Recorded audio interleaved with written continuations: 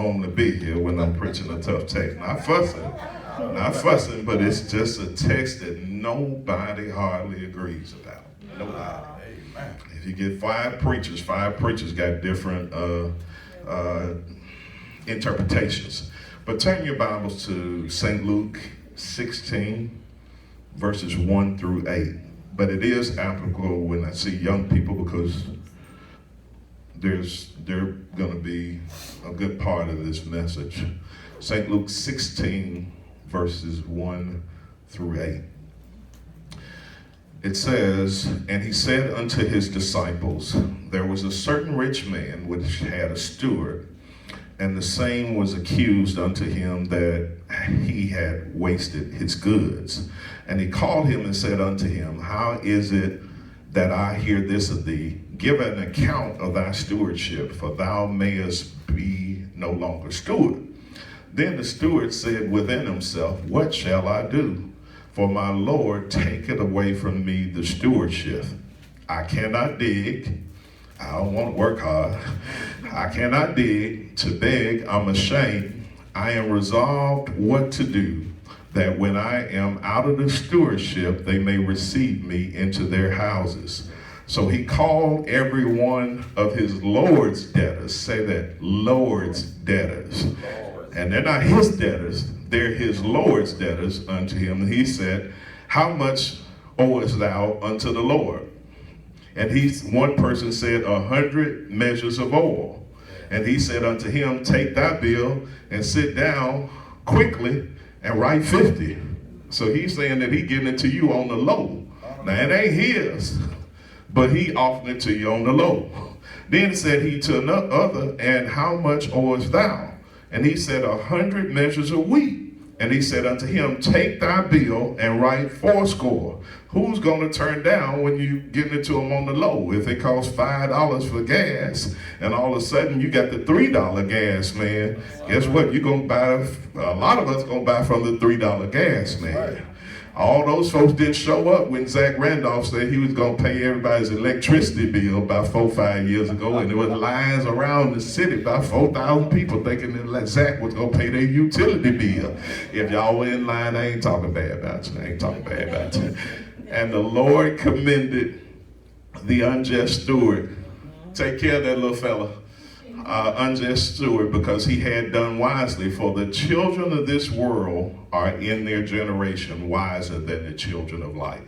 Hang my hat on that one verse from St. Luke 16, verse 8. And the Lord commended the unjust steward, because he had done wisely. For the children of this world are in their generation wiser than the children of light. For a few minutes on this Sunday, I want to talk from the subject, the battle for a generation. Say that with me, the battle for a generation. This will probably be more didactic than a preaching guy. This is probably going to be more of a teach mode, but ain't exactly a buck and shout word, but it's a lesson we need to learn. A parable is a simple story that teaches a moral lesson. This is one of the most difficult of all the parables to teach. The interpretations of this text vary so greatly. I will complicate this fact even more with my exegesis of this text, my interpretation, because I have a broader thought that I want to deliver. This is a problem parable. This text will have us exacting a good lesson from what is a bad person. The unjust steward was over accounts receivable, and he was caught with his hands in the cookie jar. Jesus isn't celebrating someone cooking the books. God's not approving dishonesty. And I want to elaborate it on money as much as I could from this text, even though the thrust of this text is about money. It alludes to the undeniable truth that money has power, and wise uses of money are profitable to all. Some outside of the church are far more skilled in their uses of their money. Some have a defined mission for their money. A ton of saints can't pass the money and finance test. We fail the money test too often. Saints We should use our money to touch lives. I'll get back to that before the end of the message. It's my firm belief that if we are to win the battle for this generation, then we can't continue to be outthought or be let the world have more wisdom than us in this generation. The modern day church shouldn't think that we can keep losing our consistent battle of wits and money with the world without any consequences. We stand to lose the battle for an entire generation unless we change. There are even cases and times that the people of God should be shrewd in our approaches as we fight for a generation. By no means am I implying for the church to become just like the world, but I'm also aware that the church is in the world, but we're just called to not be of it.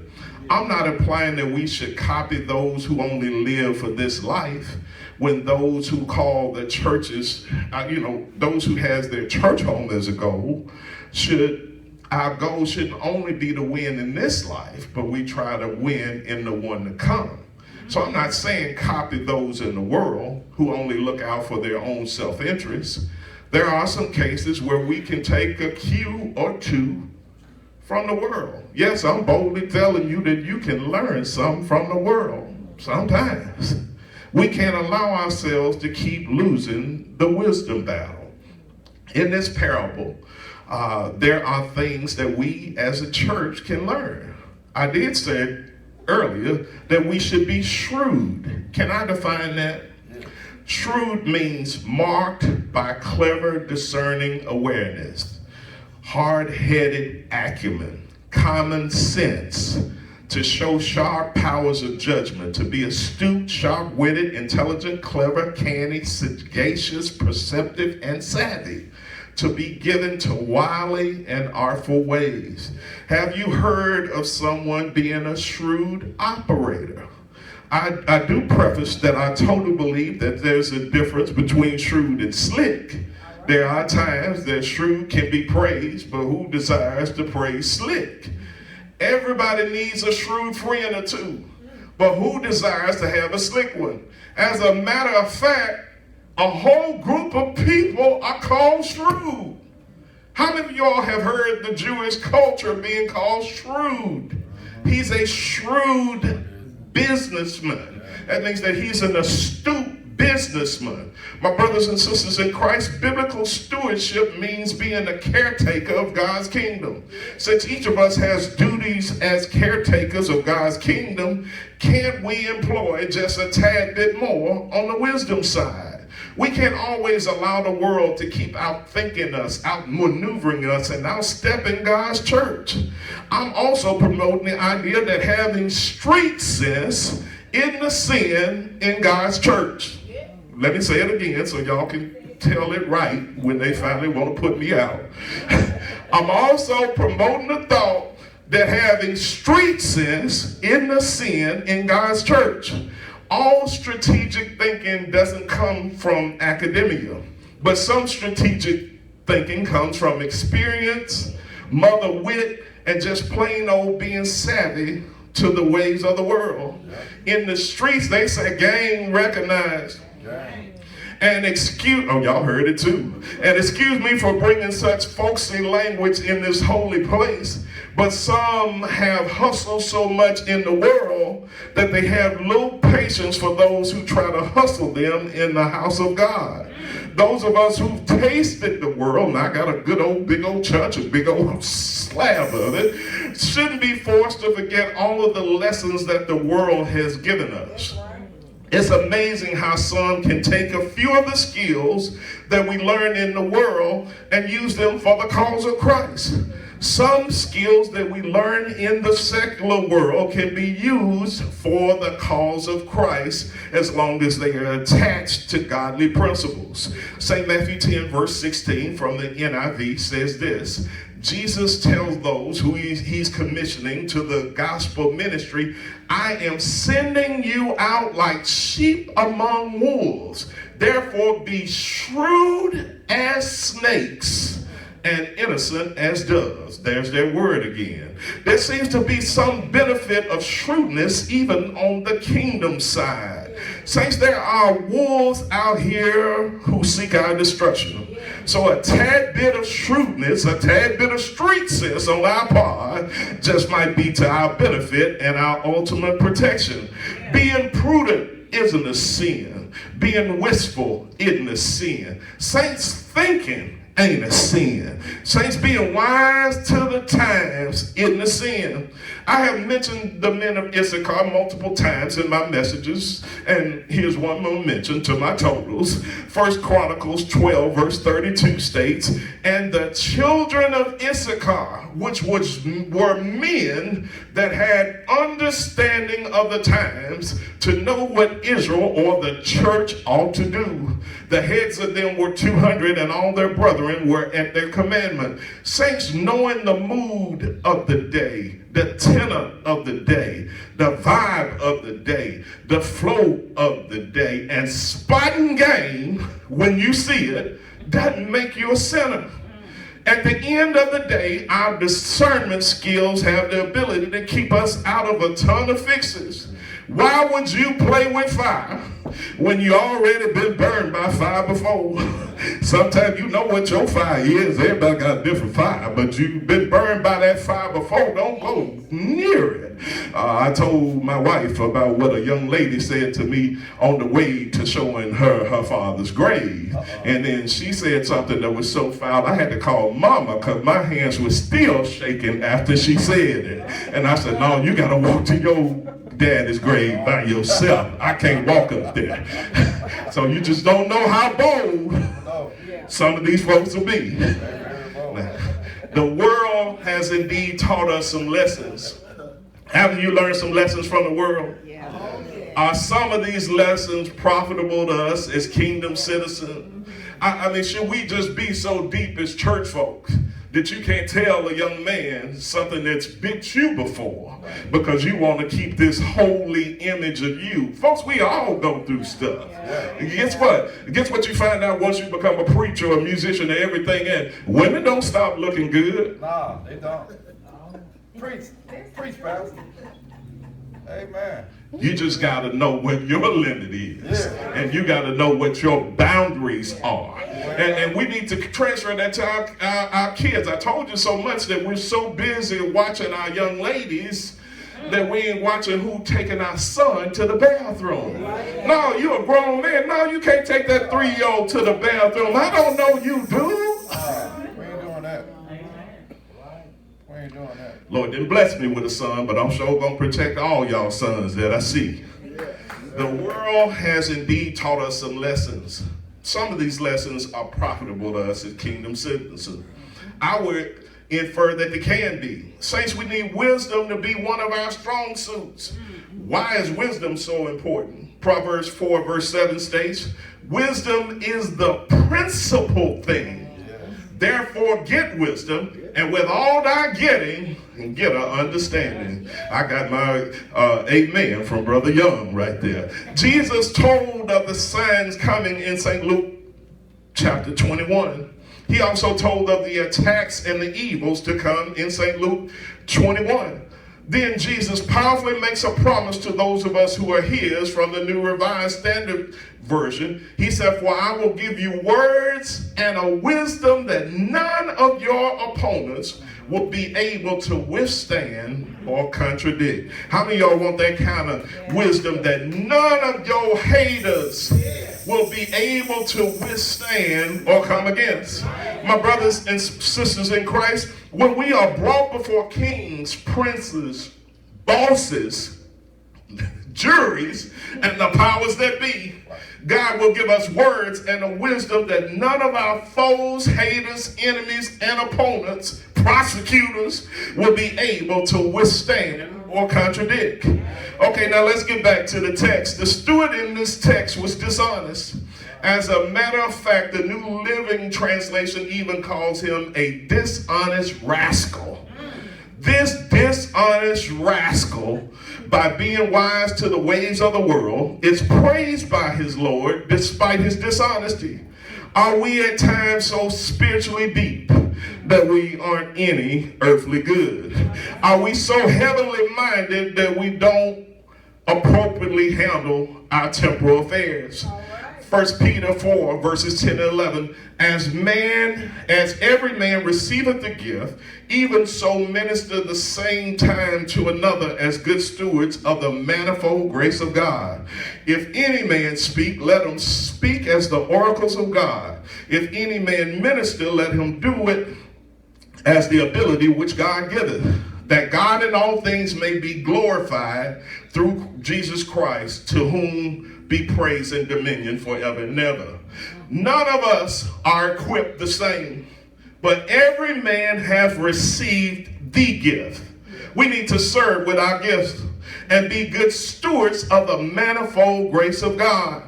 We are stewards of the manifold grace of God, the awesome grace of God, the boundless grace of God, the various graces of God, and the many graces of God. Manifold means various or many, multitudinous, and having many different forms or elements. Saints, God's grace is so awesome, but like I said on last week, God hasn't called any of us to the clone ministry. Every one of us has something about us that makes us distinct. Every one of us has a gift that we should and could and should share with others for kingdom uplift. There are some that you can reach with your accent, the way you talk, and that I can't reach. Sometimes your swag might be the very thing that you can use to attract the world to the kingdom of God. You can't be that guy witnessing to the gangbangers and you around here a tad bit effeminate. It just ain't gonna fly. You may be saying the greatest thing in the world, but that's not going to communicate with that crowd. Sometimes we got to be a little wise to the ways of the world.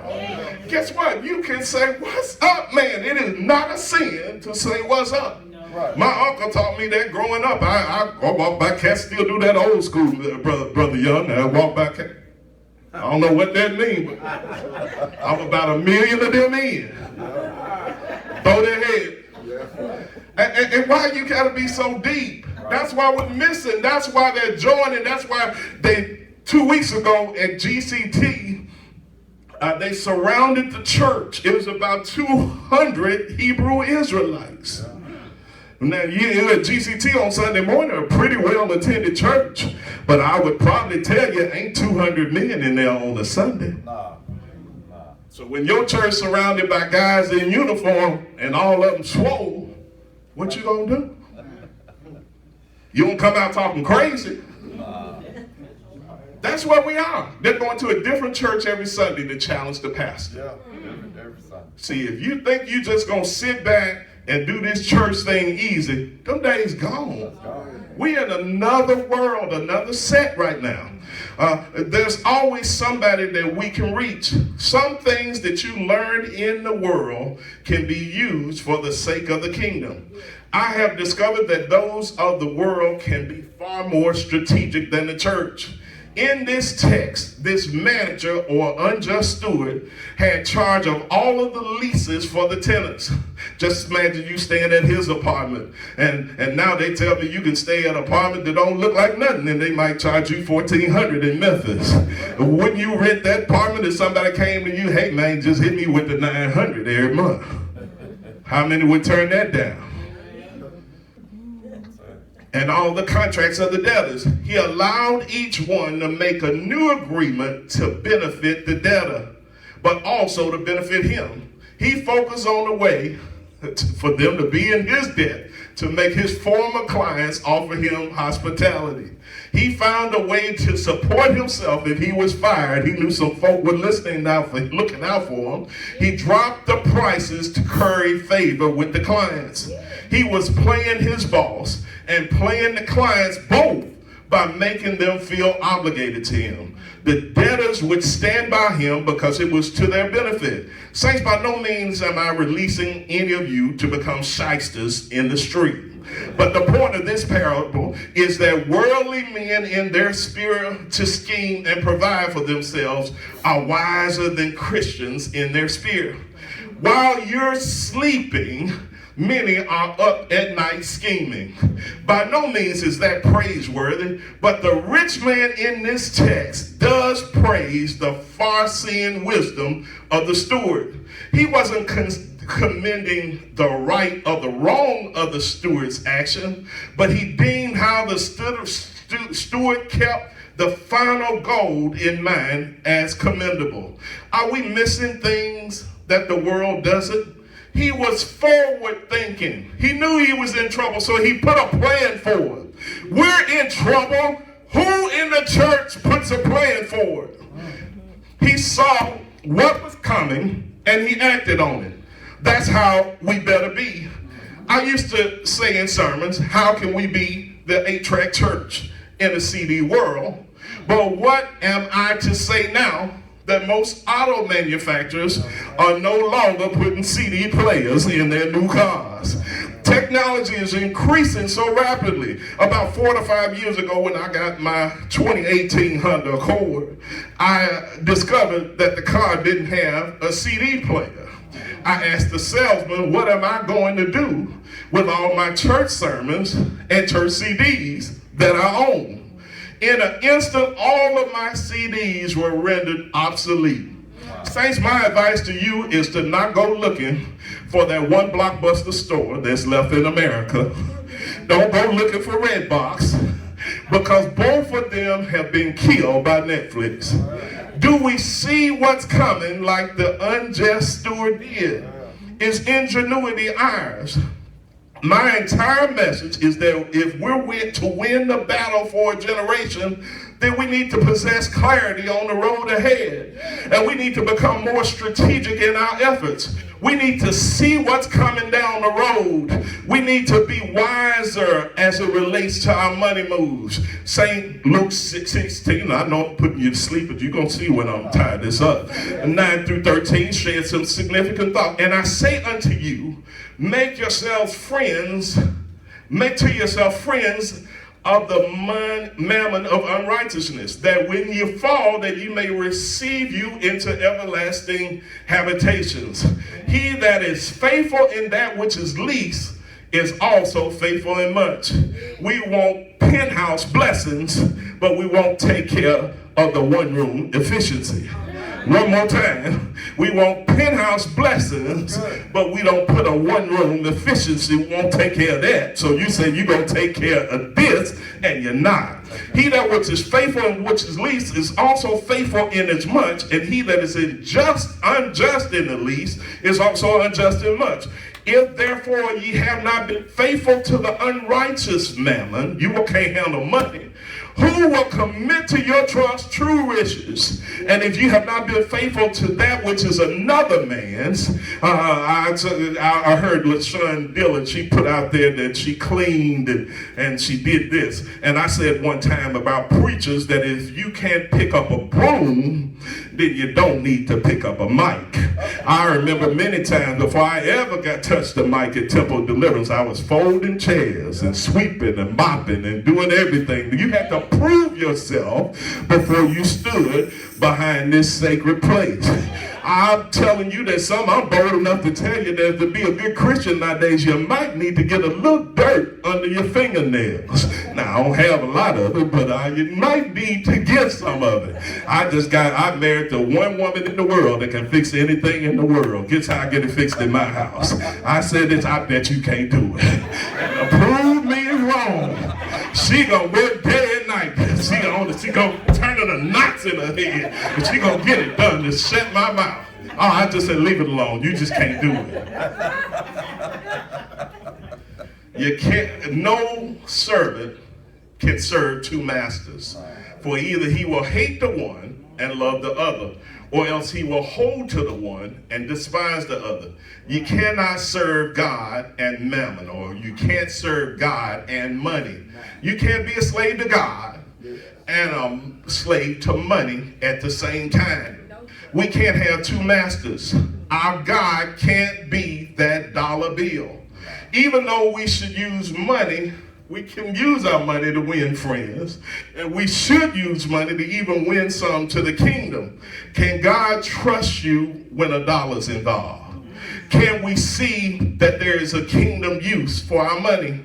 Why should we expect God to place us in ownership and rule when we haven't been faithful to that which is another man's? I'm sitting down soon. The person who is trustworthy in very small, this comes from St. Luke 16 verses 10 and 11. The person who is trustworthy in that which is very small matters is also trustworthy in great ones. God's not going to give you the great before you showed your faithfulness in the small. And a person who is dishonest in very small matters, if they won't give you $10 back, please don't loan them $1 million. Is also dishonest in great ones. If therefore you are not trustworthy with dishonest wealth, who will trust you with true wealth? I heard one say that money was an amplifier of whatever you have on the inside of you. If you were a small scale sinner when you were broke, then watch out when you add some money to your mix of sin. Money gives you choices. Money gives you choices as far as your sin is concerned. It allows you to buy more sin than you used to ever buy. How in the world did I get here? Saints, if we're winning the battle of the generation that we're in, which in my opinion is one of the toughest generations that mankind has ever seen, then we need to become as shrewd as some in the world are. We shouldn't expect the millennials to embrace growing up as we did, when none of them has even seen a payphone. Wow. Young lady, you know what a payphone is? We do. It's a payphone in every corner. My favorite payphone was the one right there at Elvis Presley and right by Gandage right there. It was a big old payphone right out there. Everybody had to see that you were on the payphone. Your car parked right in front of the payphone. That's my payphone. Like you got some business going on at the payphone. Mookie, you ain't never been to a payphone. You ain't never been to a payphone. Where do you think the thing came when you went out for a date and your mama said, keep you some dimes, keep you some quarters? What were they talking about? They weren't talking about you. They were talking about you using what? The payphone. St. Luke 16 verse 9. I'm almost through. Now here's a surprise. The master praised the crooked manager. And why? Because he knew how to look after himself. Saints, we need to be able to look after ourselves. Streetwise people are smarter in this regard than those of us of the kingdom. They are on constant alert, looking for angles, surviving by their wits. I want to be smart in the same way, but for what is right. Using every adversity to stimulate you to creative survival. I don't know if you know, but I had a guy named Leisure Glasper. He's a pastor. And Pastor Glasper was raised in a Muslim household. And Pastor Glasper said that from the time he was 5 years old and up, every day to eat, he had to come up with a hustle. Now here I am, I ain't never worried about nothing, because mama, I would get a handful of bills from the mailbox and just hand it to my mama. Mama, here your mail, and not study nothing. But he said to eat, he and his brothers and sisters had to come up with a hustle. Creative survival. Now maybe we're just too asleep, and we're just too safe, and too comfortable that we don't do anything. You can't learn from that in the world. Saints, the world ain't getting better on its own. We're dealing with in crisis times. Every day you hear Channel 3 News. I don't know why I subscribe to Channel 3 News. I need to go back to Channel 5 where they put them family interest stories. But Channel 3 just give it to you dirty and rowdy. Shot 17 times, stabbed 14 times, $17 million bond. That's over and over again. We're missing a generation because we're so caught up in this church box. The world ain't caught up in your church box. If you think your church box, I can go to 90% of the churches in Memphis today, and right across the street from the church, they selling crack. They don't even reverence it anymore. I'm hearing about cats making drops in the church. I know what we found sometimes in the in various places of temple deliverance, when you're finding used condoms in the building. I don't worry about the man, but what woman, if it was a woman, Yeah, that's it right there. if it was a woman, let's church be that place. So I'm just telling you, we got to open our eyes and look, and we got to live and really live and not be complacent just getting by on good behavior. If we're to win the battle for a generation, then church, we need to know how to look after ourselves. Saints, some of you are streets, your street sense can still be applicable. We need to be on constant alert. We need to know what's coming down the pipe. We need to be strategic and looking for the very angles that will push our mission forward. You see that cat in the car when you walking in the church, and you see that guy walking out of the corner of your eye. Don't you try to get deep and prophetic. Use that street sense to say that joker trying to play in a caper. You need to be able to spot a caper. I'm telling you right now, here in the church, how many of y'all know that it's good to spot a caper? You gotta know when they playing like they doing something. Dude, I don't see what your purpose is. Just like the man that came in here. Y'all knew him, but I didn't know him. You can't just come in here and sit. I'm gonna try to find out something about you. That church where it happened, Emmanuel, in South Carolina a couple of years ago. And I'm just thinking of how they got caught slipping. Right. A white guy and somebody white ain't never been in our church. And he looking crazy. And he just come and you sit him on the front row with the preacher? No. Ain't nothing wrong with asking, who are you? Who sent you? We had a neighbor named Miss Desiree when we stayed on a street called Grand Pines. Miss Desiree was as nosy as a rug. But we didn't have to worry about anything when he came by the house. They come by our house, they say, I ain't never seen you. Miss Desiree said, oh, we Steve them cousin. Well, I ain't never seen you. Miss Desiree was on that 24/7. Yes, sir. I brought a girl home in the 12th grade. The 12th grade. We were in the house less than 4 minutes. I simply wanted to pick something up for our senior day, and we immediately got back in the car. Didn't even hold her hand. The neighbor right across the street called my parents and said I had a girl in the house. With God as my witness, the very next day, somebody pulls a whole moving van up into the driveway and empties our house in broad daylight on Park Roads, where 1 million cars come up and down right through there. And our garage, they even stole my daddy's drawers. Pulled up in the driveway and did it. And this same gentleman who saw me take the girl into the church for 4 minutes didn't see nothing when they came and broke in our house. Now, I went and told him I'm coming home. I'm in the 12th grade, and I had a little bit of a smart mouth because I got a little bit of a smart mouth now. But I had to say to him, I said, so you didn't see that? My folks said, I still disrespected the man. But how can you let a man, come on, neighbor, you know that ain't their child. You know them folks out of town. You ain't going to say, no, I don't want to be involved in nobody. So call the popo on them. Sometimes you got to use, you got to talk in Chinese. I don't know what happened here, but something happened in 1078 folks. Hey.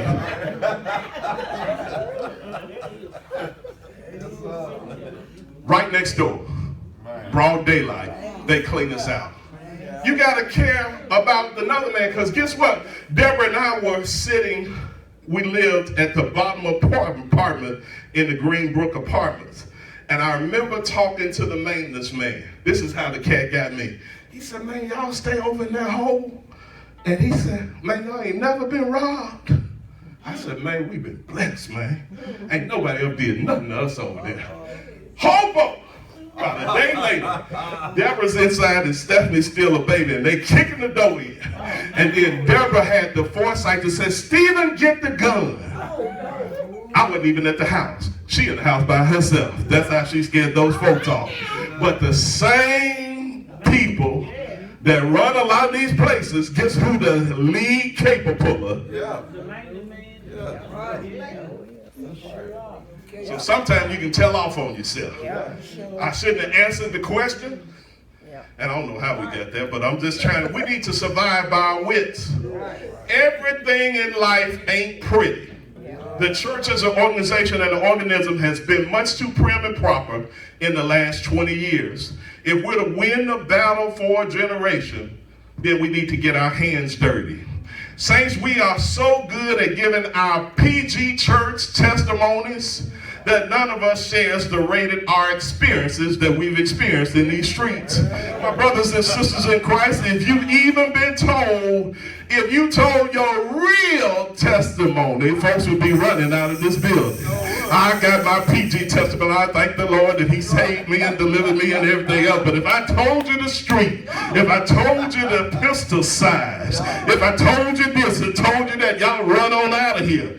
But that's why it's a deterrent to reaching people from the streets. Guess what everybody's saying in the streets right now? They want people to keep it real. That's right. We're not keeping it 100. I don't want to be outfought by the world. I don't want our gangs in the street to be wiser in the reaching of our young people than the church is. We're too complacent in the church. We want everything easy. We need to go back to survival mode. Yeah. Some stuff you learn in the world can be profitable in a kingdom sense. We need to stay relevant. We need to get some hustle back into our minds and our feet. Saints, we're losing on the chessboard of this generation to the team representing the world and the team representing the streets. I don't want to lose the battle for a generation. Are we on constant alert? I'm asking you, are you on alert? I would have to say we're not. Do you know what creative survival is? I'm not talking about Minecraft or one of these other video games. We need to create so we can survive. The rapper is more creative than us. The gangs are more creative than we are. Saints, we're too complacent. We're so busy dotting the T's and dotting the I's and crossing the T's that we're losing the battle for a generation. Are you ready to create so we can win the battle for this generation? Your street smarts can be profitable to the kingdom. My brothers and sisters, none of us grew up in a cloud of righteousness. I know you so holy that you shook Jesus' hands 2 times. And I know that your dress might drag the flow. But I'm telling you, it's some stuff in your background. It's some stuff that God put us all up on a video screen of life. On Judgment Day, all of our breath gonna be gone. Because all those missionaries and apostles and bishops and everything, when God puts that thing on live, when he puts your life on the big screen, and it's probably gonna be a flat screen, he put your life on that flat screen of the ages, and he showed you what you did on that Thursday night, and what you did on that Monday, and what you did in a couple minutes on a break at work. Yeah. What's up there? Break at work. I'm sitting down. We're so busy wanting God to drop a loaf of bread on top of our head that we don't take in needed lessons from the world. The church needs to recover its grit and its grind. None of us were born angels, but we're all just sinners who are saved by grace. Some things in your before Christ life can be valuable to your after Christ moments. We don't need to lose the battle for this generation. It says this in Matthew 11, verse 12. And from the days of John the Baptist until now, the kingdom of heaven suffereth violence, and the violent take it by force. We can't maintain the wisdom deficit. Saints, where's our zeal? Where's our passion? Where's our shrewdness? We will need them all to win the battle for this generation. Charles Spurgeon said that some of the greatest results in history have come from small pivots. Let's make the necessary small pivots so we can win the battle for the generation. It's an urgent game of survival, my brothers and sisters, and only the strong can survive. They had a song, it's called Survival, and only the strong can survive. I want our church to be that survival. The church has to win the battle for a generation. Since this generation and time itself has moved the cheese. There was a business book several years back, Who Moved the Cheese. The book was about a group of mice who found their cheese at a certain place over and over again, but their cheese was moved, and they came back to the same places looking for their cheese in the same places, and the cheese had moved. Since these mice had to learn to adapt, the world knows how to adapt, but the church can't find the pivot that I just mentioned earlier. Black America is also struggling to find that pivot. The cumulative net worth of Black America is estimated to be 0 by 2053. That's counting Lottie, Dottie, and everybody. Most of us would be gone by then, but what about our legacies? Don't we care about our babies? We can't allow things to go to hell in a handbasket without our trying to protect them. Black Enterprise states that our pending financial troubles will come for 2 reasons. The first is that we've been trained and indoctrinated to go from institution to institution. School, job, student loans, corporate. Paid 26 times a year. We're far too plugged into that construct. Because saints, that world doesn't exist anymore. The second reason is that we're afraid to learn something different. Saints, old keys don't open new doors. We have to discover how to open some new doors. If we ever want to win the battle for this generation, the world is embracing its new doors. You see it in your kids and they drive a car that you've never even known the name of. And they got gold filling their mouth. But they ain't scared to put some new information in their head. Saints, I'm sorry. I tell teachers when they let me speak in school, and I tell you I'm going to say what I'm going to say. I said, be nice to your A and B students, because they're going to come back here and teach at the school. But don't you mess with those C, B, and F students, because they're going to come back and finance the school. I said that at an elementary school, and every parent was crying. They ran and called me in the parking lot. Man, you don't know how that liberated me. I'm doing everything with my child. Saints, life is long. And I'm not pushing bad grades. But we give up on our kids far too quick. The gang ain't giving up on your kids. The gang don't care that your kid didn't have a good TCAP score. Saints of God, they're tracing our young men by how many days they're missing school. From the 3rd day on, the criminal industrial complex. They learn how many jails to buy and build because your kid missed 43 days in school. Saints of God, everybody ain't meant for academia. And we want you, Leslie, we want you to set the world on fire because we want you to come back and write us a big old check and then start making some money. Leslie, don't you play like you don't know us when you start making that cheese. But we also need to encourage our children to learn things in the street.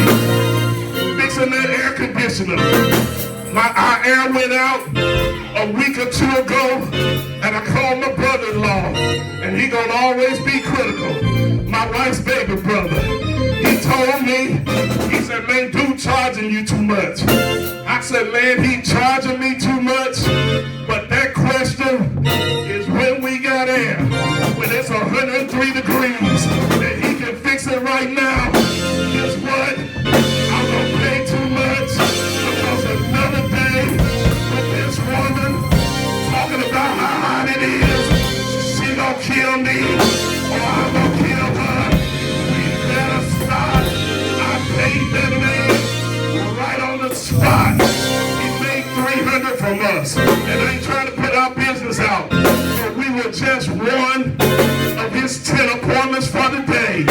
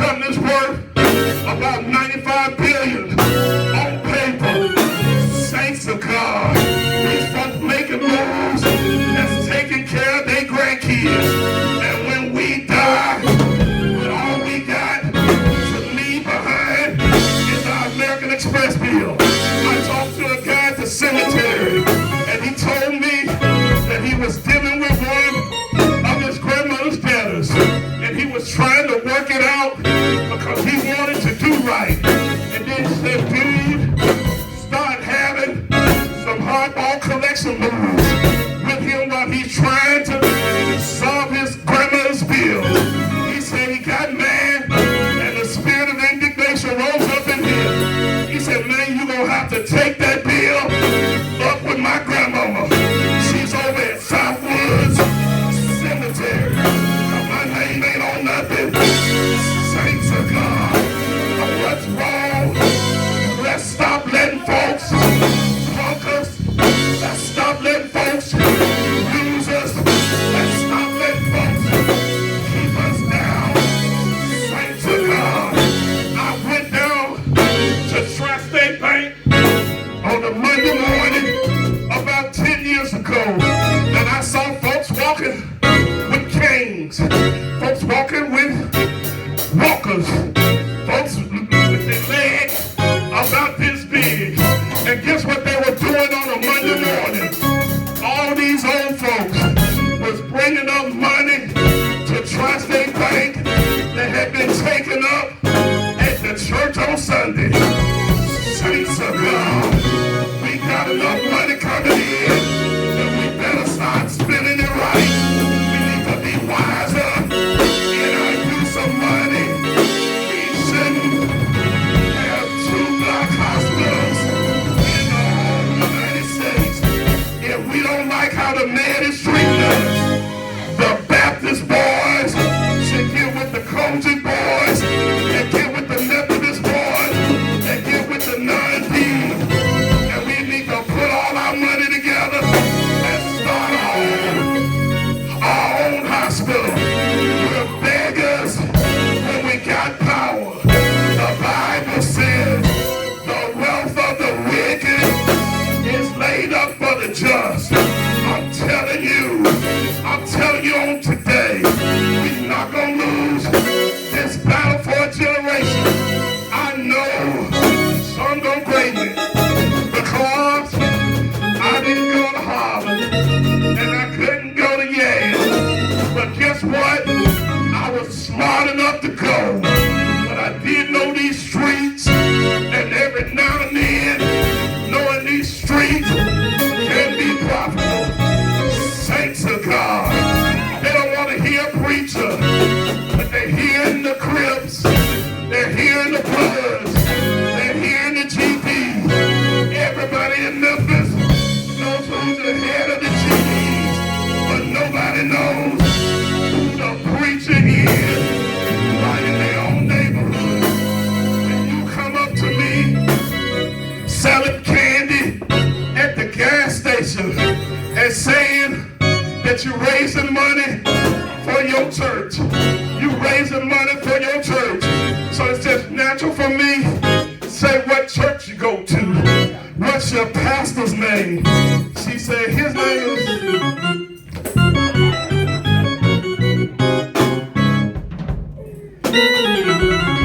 The world is smart.